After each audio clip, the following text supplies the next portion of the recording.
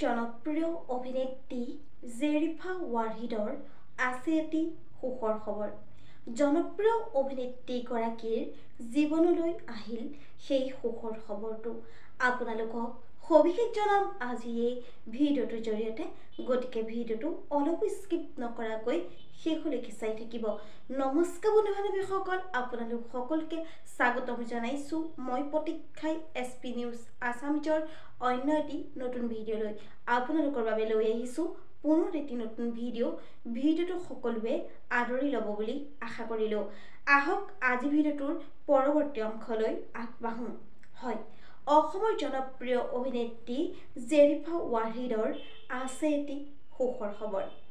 পোনপ্ৰথমে এটি কমেণ্ট কৰি জনাব, জনপ্ৰিয় অভিনেত্ৰী জেৰিফা ৱাহিদক আপোনালোকে কেনে পায়, তেখেতৰ অভিনয় চাই কেনে পায়, নিশ্চয় এটি কমেণ্ট কৰি জনাব।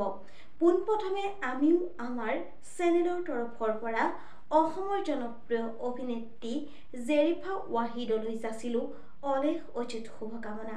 হয়, জনপ্ৰিয় অভিনেত্ৰীগৰাকী বহু বিৰতিৰ অন্তত তেওঁ পুনৰ এখন অসমীয়া চিনেমাত অভিনয় কৰিব। চিনেমাখনৰ নাম হৈছে নট আউট।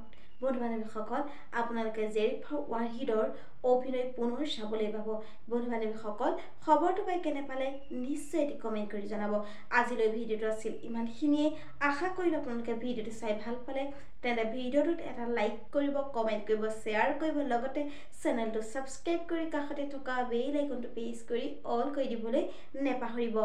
ধন্যবাদ।